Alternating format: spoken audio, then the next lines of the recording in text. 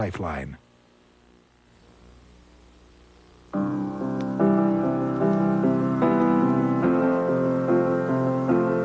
Imagine a world where everyone is guaranteed freedom of choice, where all nations work together with space technology to protect the environment, where poor countries are forgiven their debts, and where nations trust one another enough to unilaterally reduce their armed forces. Who would dare to dream such a dream? World development. We must look for ways together to improve the international situation and build a new world. Good evening, I'm Ted Koppel, and this is Nightline. In his first speech before the United Nations, Soviet leader Gorbachev dropped a diplomatic bombshell by making a global appeal for peace. Joining us live tonight, former Secretary of State Henry Kissinger and a senior official of the Soviet Central Committee, Nikolai Shishkin. This is ABC News Nightline. Reporting from Washington, Ted Koppel. It was, coming from the leader of the Soviet Union, a truly extraordinary proposal.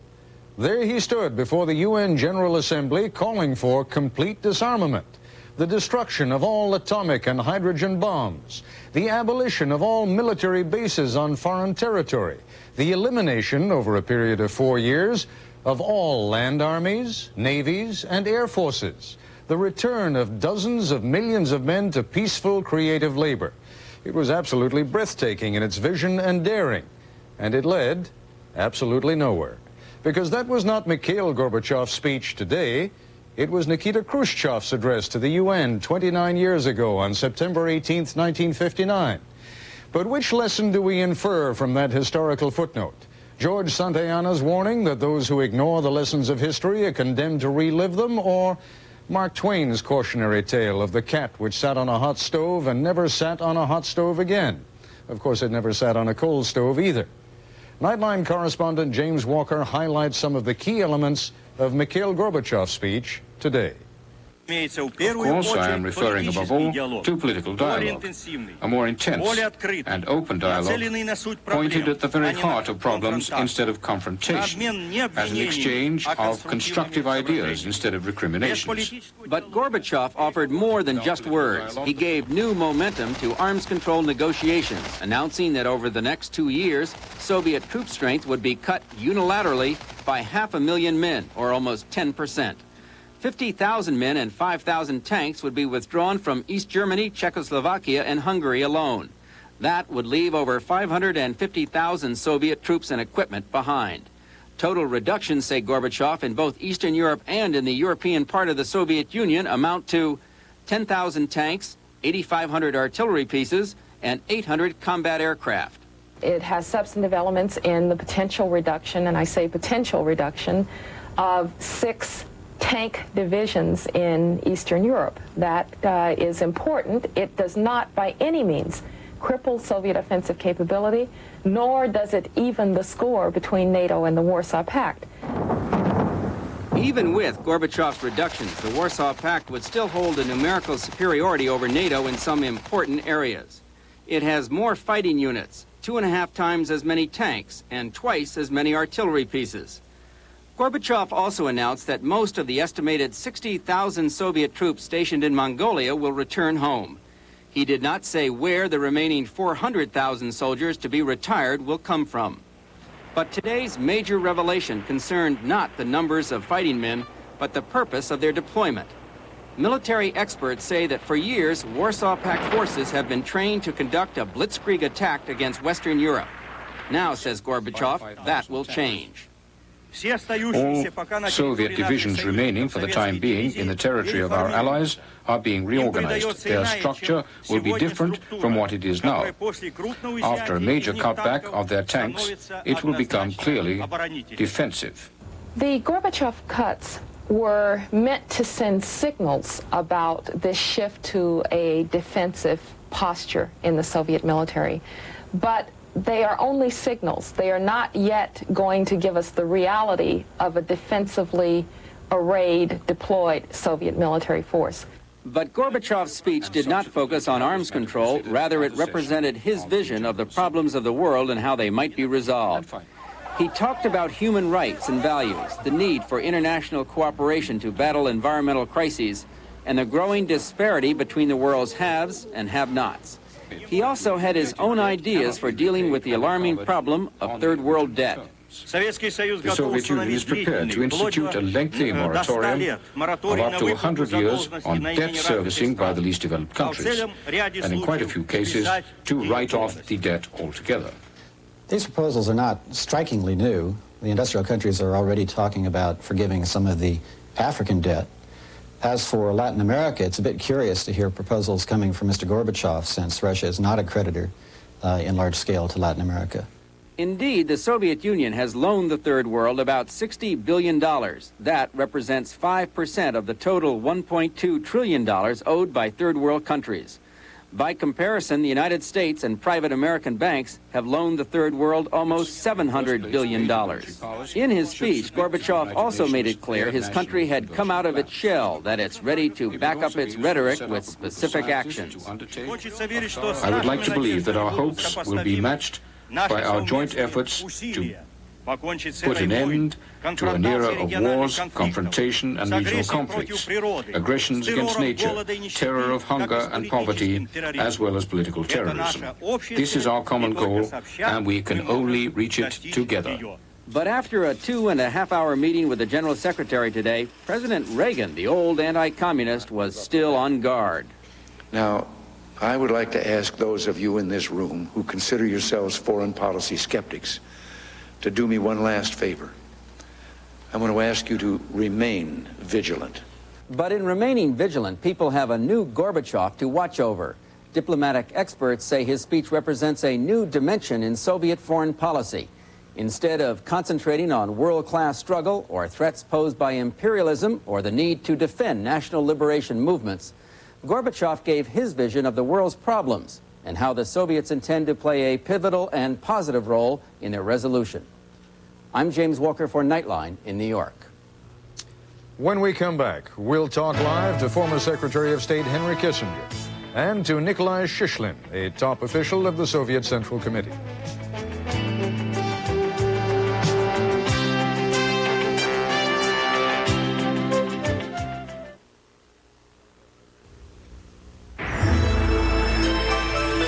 Before you tackle a mountain the size of Everest, you've already made your most critical decisions. What to bring with you. When 1,000 doctors were asked if they were stranded in a place like this, which one of these medicines would they want along? Doctors chose Bayer, more than all these combined. I chose Bayer. Shouldn't you? Bayer, the wonder drug that works wonders. Also in coated caplets. Shoot some slices, shoot some shreds, shoot some salad. Salad shooter. Presto Salad Shooter, slicer, shredder. Point and shoot right where you want it. To clean, just rinse and wipe. Store anywhere. Shoot some salad shooter. From Presto. There's only one place you'll find the all-cotton Color-Mate bath towel. It's thick, thirsty, and baby soft. Comes in these great colors for only $3.99. And there's more during our wonderful white sale, only at Sears. It's C.E. Hardeman Appliance Santa Saver Sale, and now's the time to save big on Jen-Air home appliances. Just look at this Santa Saver. Jen-Air's deluxe grill range with downdraft ventilation and big self-cleaning oven. It's Santa Saver priced, and right now, this European-style solid element cook cartridge is yours free. Santa Saver prices on Jen-Air refrigerators, cooktops, wall ovens, and dishwashers, too.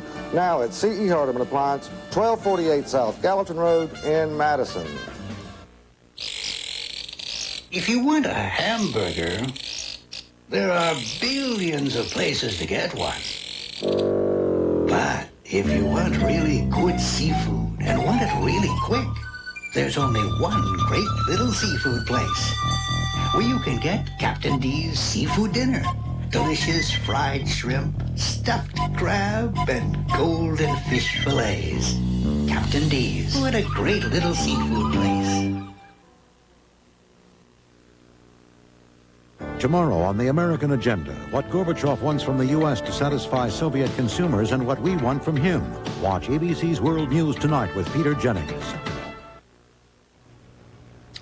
Henry Kissinger, who's joining us tonight direct from a black-tie dinner, we're glad you could come, is in our New York studios, was the principal foreign policy advisor to Presidents Nixon and Ford, serving in both administrations as Secretary of State.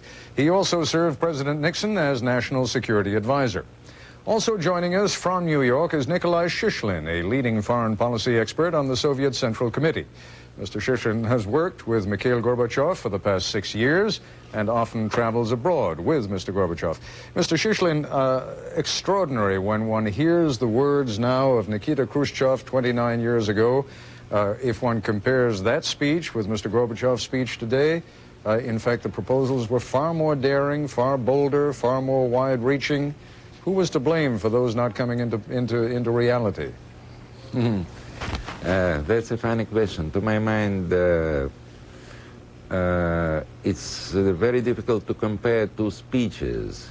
First of all, I don't remember Khrushchev's speech, but as I can guess, he made very broad proposals, but non-realistic proposals. Today's speech by Mr. Gorbachev presents a realistic view on the today's world, and that's a certain kind of invitation to the world community to consider today's situation and to find by common efforts correct roads to new international relations. Dr. Kissinger, I don't know how disingenuous Mr. Shishkin is being when he says he doesn't remember Mr. Khrushchev's speech, but it was quite breathtaking in the scope of its proposal. Should that be some kind of a warning to us with regard to the way that we perceive Mr. Gorbachev's speech today, or have times really changed in the past 29 years? Well, certainly the receptivity of Western audiences to Soviet speeches have changed. Because if I remember correctly, in 1956, the Khrushchev proposals were dismissed rather substantially as propaganda and were never followed up either by the Soviets or by the West, partly because there was really no way to follow up proposals of such magnitude at a time when arms control as a concept hadn't even evolved yet. When President Reagan speaks, as he did this evening at that dinner, of foreign policy skeptics and urging them to remain skeptical, should he count you among their number, and if so, why? Well, I think the Gorbachev speech was a significant speech. It was broad in scope. It made a number of concrete proposals. But I think that we need to get to the bottom of what these proposals really mean to begin with. And there ought to be some discussion, both publicly and diplomatically, about what it is that the Soviets really are up to. That it's not so clear in their presentations. Are they trying to push the United States out of Eurasia by the accumulation of these proposals, or are they trying to establish a peace on the basis of some equilibrium and some reciprocity? These are important questions that have to be answered in the follow-up to this presentation. Mr. Shishkin, how would you reassure skeptics who say, well, words are fine, but actions are something else again? It will be some time, after all, before we can see whether those Soviet divisions in Eastern Europe truly do take on a defensive rather than an offensive posture. You see, Ted, first of all, I want to say that now it's time really not only for questions, but for answers. And answers must be given not only by words, but by deeds. So was Gorbachev's speech. And I think during next year, during nearest months, the West will see a lot of proof that the Soviet policy is a realistic policy, and we don't dictate our rules of behavior. We invite for an intensive dialogue. That's our attitude to today's problems. I want to make sure you can hear me all right. Is your earpiece all right? Yes. Okay. I know those things have a way of popping out every once in a while. Explain to me, if you will, whether Mr. Gorbachev's proposal was, I mean, he was talking about a unilateral troop reduction in Eastern Europe and indeed on the Asian side also. Is it a proposal that requires some kind of a response? No, not necessary.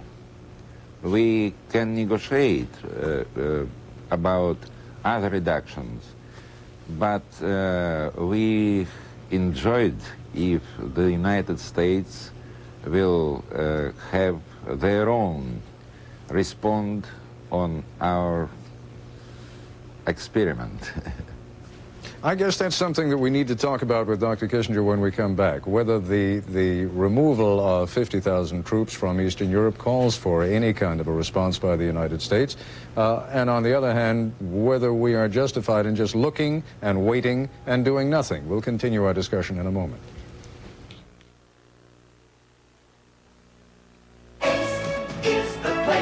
Gifts with Scotch tape. A 4-roll pack is just $144, and Fisker's scissors, this 2-piece gift box set is just $688. Hey, lots of good stuff here. All over. You can't miss it. Hey, let me tell you, Ace is a place for me. The Remington microscreen shaves as close as a blade, or your money back. The first screen shaves incredibly close. The second even closer. Shaves as close as a blade, or your money back. Now, lowest price ever on Remington microscreen rechargeable. After you've produced the yearly report in record time, after you've made order out of paperwork chaos, after you've turned the slideshow into a colorful part of your winning proposal, and seen productivity become top priority, maybe after all that you'll know why Canon is the most popular copier in America. From personal to color laser copying, the choice is Canon. Call toll-free 1-800-OK-CANON. Participating Ace hardware dealers in Tennessee and Kentucky present Ace Best Buys of the Week. Nationally branded products, money-saving prices. 1-gallon can of Bic Stripper is only $8.44. Removes paint, varnish, and stain without methylene chloride. Rayovac Workhorse Flashlight with Krypton bulb and 2 batteries has an unconditional lifetime warranty, only $4.49. Ace Best Buys of the Week. 1-gallon Bic Stripper and Rayovac Workhorse Flashlight. These and other Best Buys are participating Ace hardware dealers. Kastner Knot, in style for the holidays with special savings, accessories that make the look, prices that make it possible, distinctive gifts from mom, wife, sis, friends, all the special women in your life, and for the special men too. Elegant pieces by quality makers create memorable moments that last a lifetime. Stay in style and in budget for holiday shopping with Kastner Knot.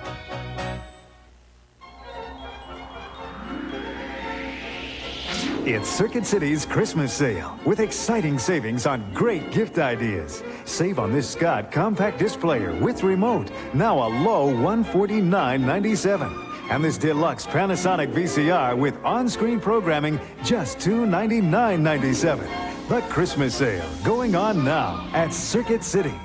The intelligent choice for Christmas. Ho, ho, ho!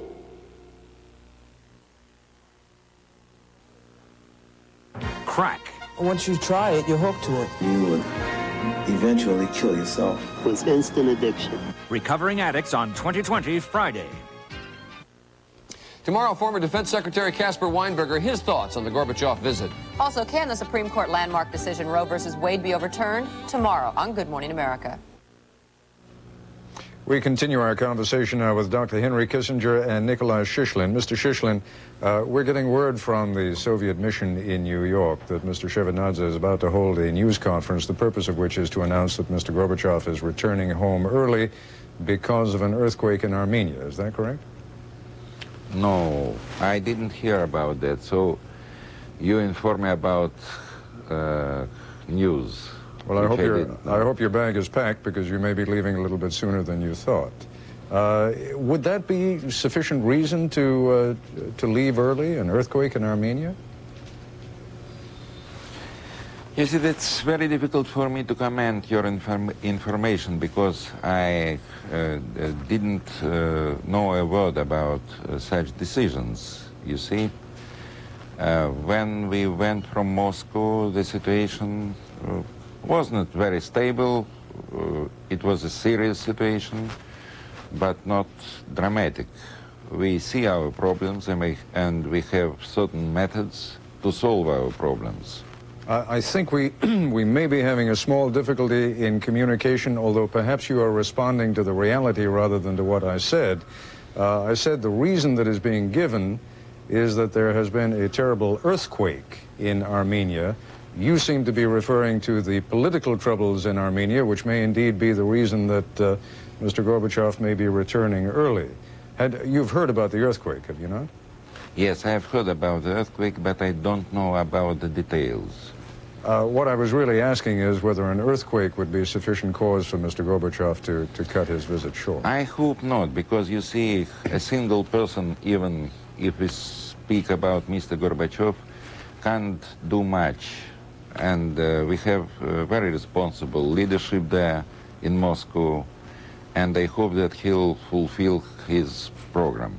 Well, it may well be that even before this broadcast is over that we will have some word from the Soviet mission. As I say, Mr. Shevardnadze is apparently due to give some kind of an announcement within a very short period of time. Dr. Kissinger, since Mr. Shishlin was referring a few moments ago to the unrest in Armenia, and there is also unrest in some of the other Baltic states, how serious a situation is that for Mr. Gorbachev, and what role does that play in some of the proposals that he made today? I think that I would be astonished if the political unrest were the reason for Mr. Gorbachev's return, if indeed he's returning. Because after all, the political unrest existed before he left, and I'm not aware of any significant increase in its magnitude. So if he's returning, there would either be problems in Moscow or an earthquake of really serious magnitude in Armenia, in which case I would understand that the head of government would want to return, even if he alone cannot. It's not the decisive element. Now, to what extent is the Soviet domestic situation the trigger for the present set of proposals? Undoubtedly, the Soviet Union needs several years of quiet to restructure its economy. And undoubtedly, that should create a basis for negotiation. On the other hand, one also sometimes has the impression that the Soviet leader would like to get this period of quiet not only at a minimum price, but while scoring spectacular foreign policy successes, some of which are really fairly one-sided in their impact. It is not clear to me, for example, whether the thrust of Soviet policy in Europe is not to expel American military presence from Europe, to separate the United States from its European allies, which has been a fairly consistent thrust of Soviet policy in the entire post-war era, only that now it is conducted with enormously more skill. Let me stop you for a moment, only to have you back up a couple of steps and explain. I gather what you're saying is that if the Soviets, on the one hand, pull significant numbers of troops and materiel out of Eastern Europe, that then there will be some pressure on us. Well, from, first of all, from whom? No, first of all, we don't know yet the significance of these withdrawals.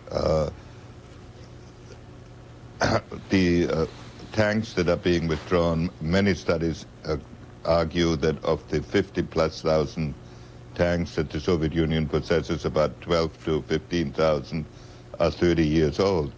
So are these 5,000 that are being withdrawn the old tanks, and are they part of a modernization program, or are they a genuine alteration in the Soviet military dispositions? Most studies that I have seen would indicate, in fact, Marshal Arkomeyev, when I spoke to him about a year and a half ago, said that the Soviet Union could withdraw much more than this without affecting its combat capabilities towards Western Europe. Dr. Kissinger, let me stop you. So one would have to analyze what these figures mean. Let me just stop you so that we can take a break, and then when we come back... because I would like to make one more point. Exactly. We will come back, and Dr. Kissinger will complete his point. I would also like to point out that as soon as we get word that Mr. Shevardnadze, the Soviet foreign minister, is coming out to make his remarks, we are on station there, and we will bring you that live when it happens. We'll continue our discussion in a moment.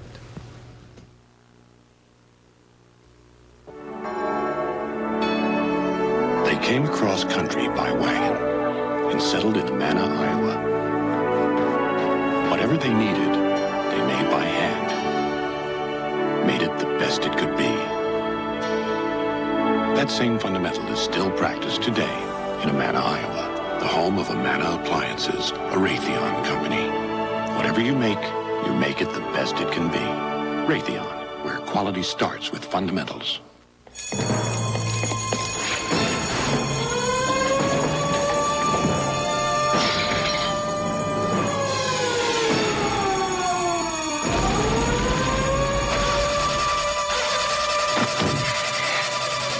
I told you to get a Hyundai.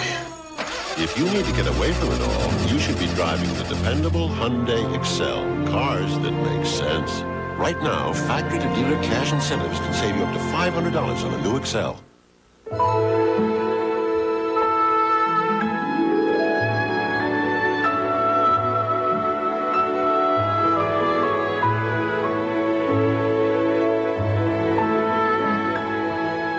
For all of life's celebrations. In all of love's languages. Only a diamond says forever.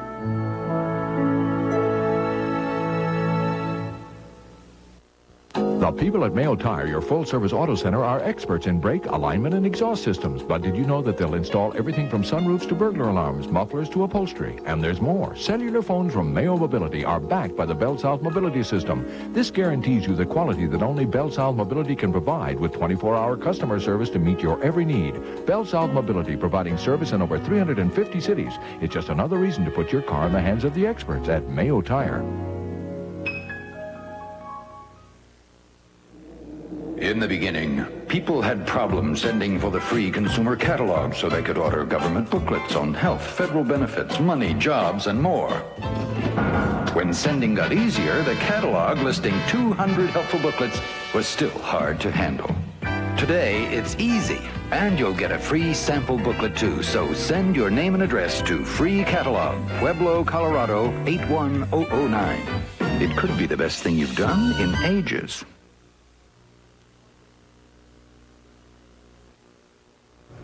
Continuing our discussion now with Dr. Henry Kissinger and Soviet Central Committee member Nikolai Shishkin. Dr. Kissinger, I just raised with you a question of why it was that the Soviet withdrawal from Eastern Europe would put any kind of pressure on the United States. Well, first we have to understand these troops are not to be withdrawn for 2 years. So what will undoubtedly now happen in Western Europe is that there's an intense debate in any event whether the short-range nuclear weapons that are now in Europe should be modernized.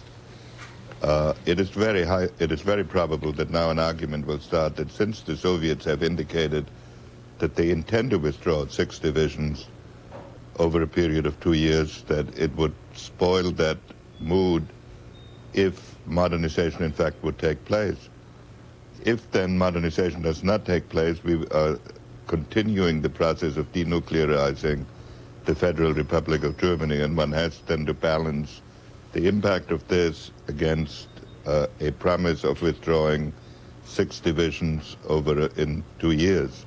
That is the sort of impact that will undoubtedly result from that speech. There is one other aspect, and then I want to move on to one of the other key elements of Mr. Gorbachev's speech, but there's one other aspect I'd like you to address, and that is the reconfiguration of the Soviet forces that Mr. Gorbachev spoke about.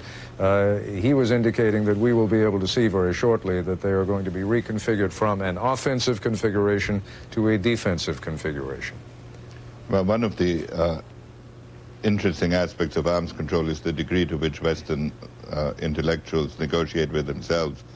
I don't know whether one really knows the difference between an offensive and a defensive configuration. He mentioned that some bridging equipment would be removed. That, I think, would have some significance. But until I've seen the details of this, my impression is that in the West, the analysis of what one means by conventional arms control is in a very rudimentary stage. I have not found an agreed position either in our government or in NATO, so I don't know whether it's going to be so obvious what that reconfiguration means. Mr. Shishlin, let's move on to the subject of third world debt.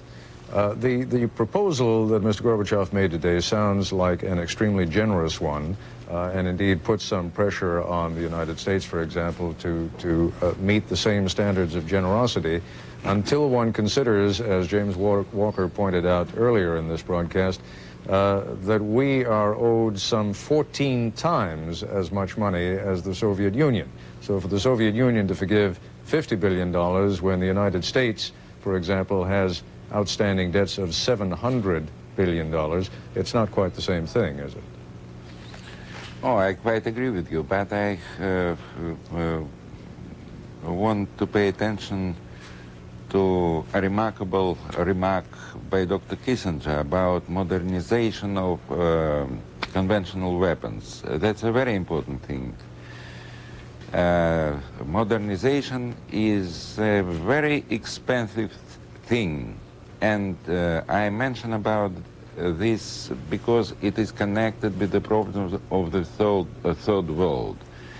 I don't consider and don't estimate Gorbachev's proposal about debts of the third world as a kind of dictate, as a kind of a recipe.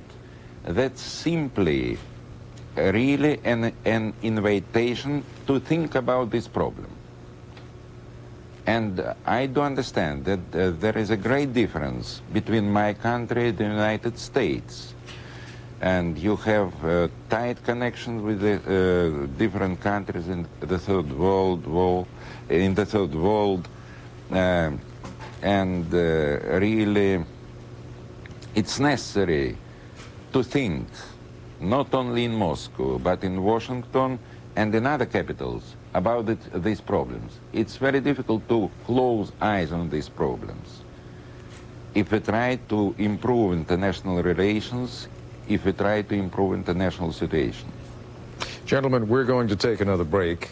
When we come back, there is a very good chance that Mr. Shevardnadze will begin his comments, and as I say, we will go to them, I hope live, when we come back. We'll continue our discussion in a moment.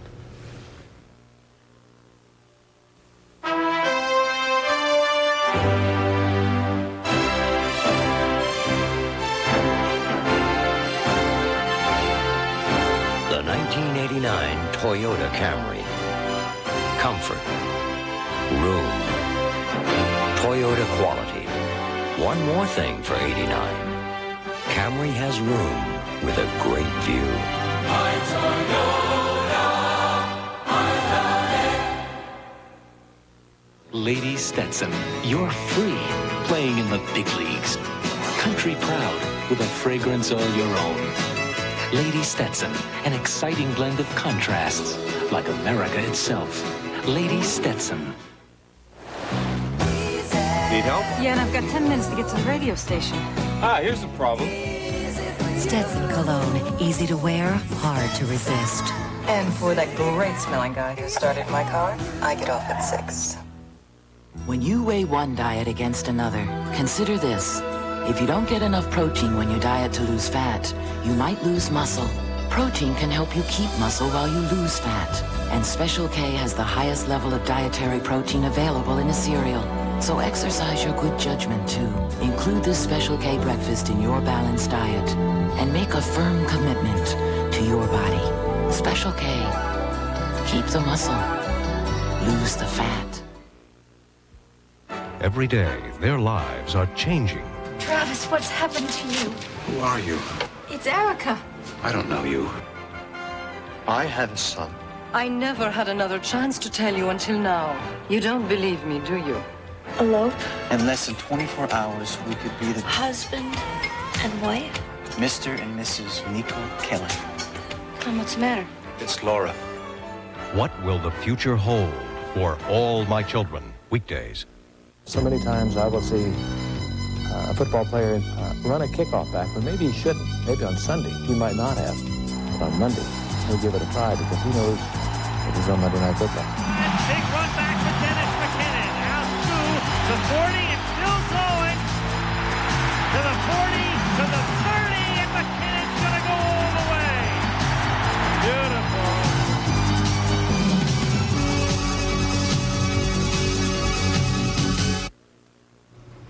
Continuing now with Dr. Henry Kissinger and Soviet Central Committee member Nikolai Shishkin.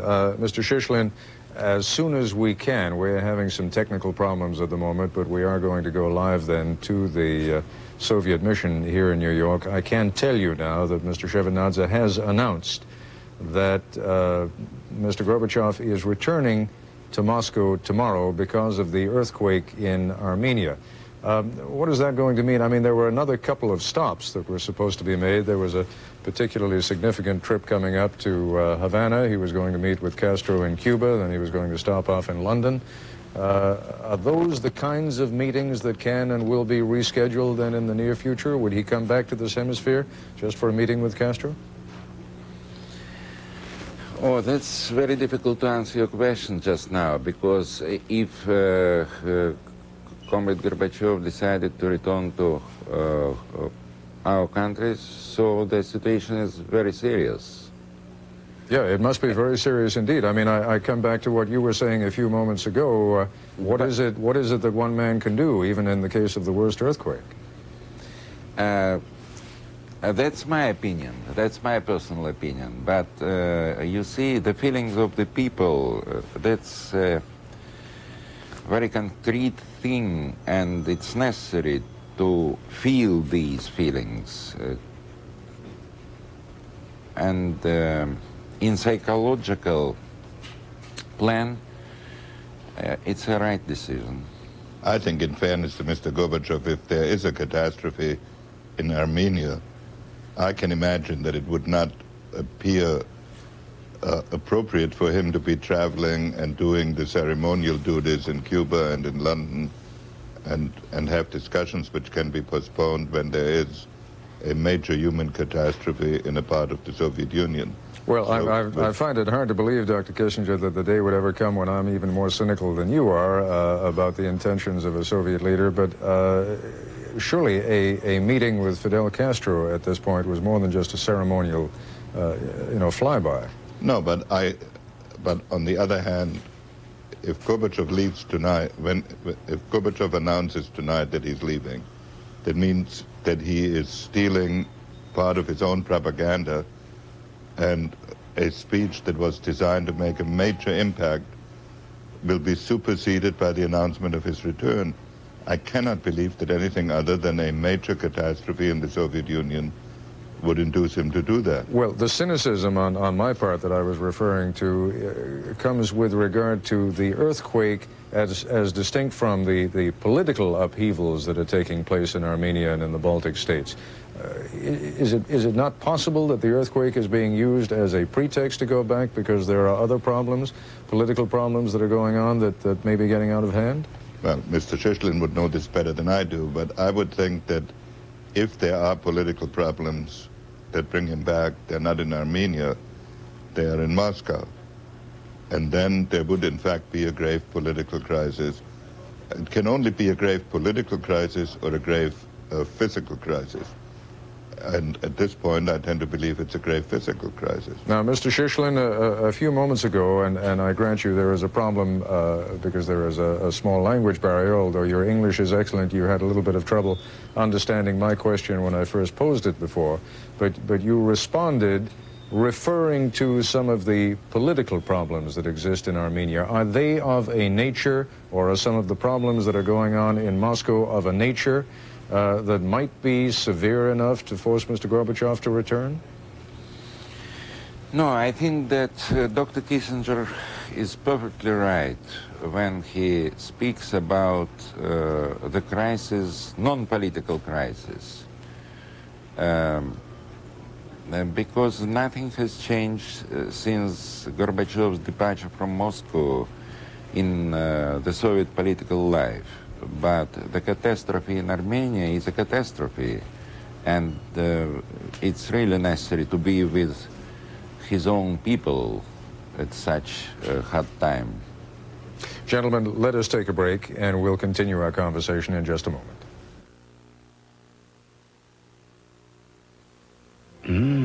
What's that fragrance you're wearing?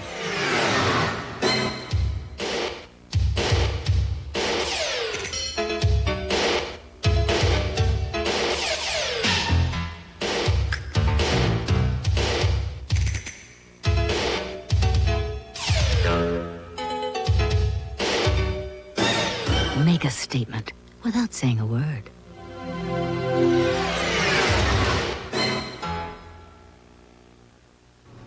And continuing our discussion once again with Dr. Kissinger and Nikolai Shishkin. Talk for a moment, Dr. Kissinger, if you would, about this proposal for what really amounts to a revitalization of the United Nations.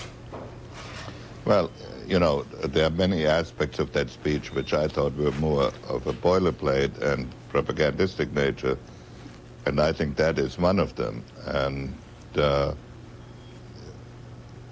utility of the United Nations would be if a number of regional conflicts were to be settled, as some are being settled, that then United Nations forces or United Nations inspection could play a role.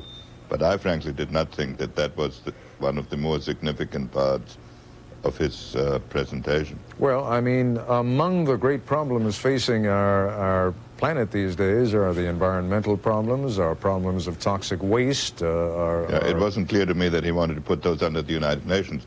I thought the proposals on the environmental emergency body, for example, I thought that was an interesting proposal. I thought the space cooperative effort was interesting. Those two were, but those are relatively easy things to do. Mr. Shishkin, so far I've been directing the conversation toward various parts of the speech that struck me as most interesting.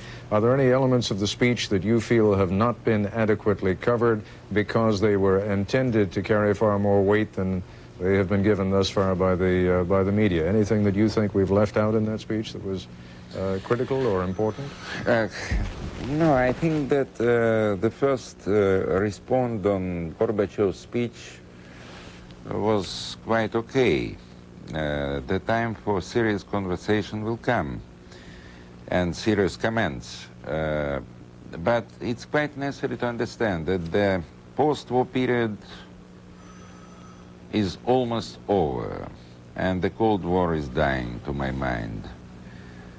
And we are entering into a new era. And in this new era, the role of the United Nations will arise, to my mind. So I can't think that these words pronounced by Mr. Gorbachev was a mere propaganda. That's reality. Maybe it's necessary to think again and again how to improve the mechanics, or the Institute of the United Nations. But we have such problems which can't be solved by Soviet efforts or American efforts. We have such problems that can be solved by the efforts of international community. Dr. Kissinger, a few There were 2 points in the speech which I think deserve consideration. One is the philosophical part in the beginning. Did that mean the end of the Brezhnev doctrine, the renunciation of the Soviet right to intervene in Eastern Europe? And secondly, the parts about Afghanistan, which really, in many respects, are a reversal of some of the approaches that led to the withdrawal agreement, because they seem to say that there had to be a political settlement prior to any continuation of the present efforts. Dr. Kissinger, I've got to stop you at that point. We are out of time. I'm very grateful to you both, Dr. Henry Kissinger, Mr. Nikolai Shishkin. Kind of you to join us. Thank you. That's our report for tonight. I'm Ted Koppel in Washington. For all of us here at ABC News, good night.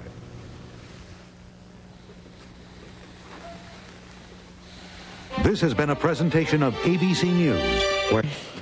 Fallon? Sammy Jowett, you and I share is... Deception, jealousy, and lies. Dynasty. Dan. The local residents have asked me for our assistance. Drug dealers, beware. Say cheese.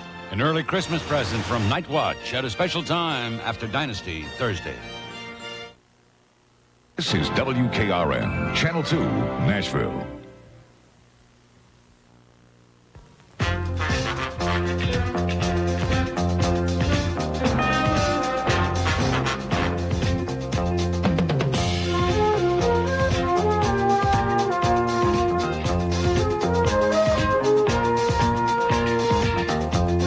Barnaby Jones, a Quinn Martin production, starring Buddy Ebsen. Also starring Lee Merriweather, Mark Shera, with guest stars Granville Van Dusen, Alan Rosenberg, Ivor Barry, Ryan McDonald, with special guest star Claudette Nevins.